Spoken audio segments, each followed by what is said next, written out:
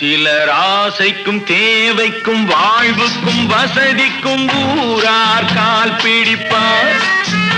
ஒரு மானமில்லை அதில் ஈனமில்லை, அவர் எப்போதும் வால் பிடிப்பார்.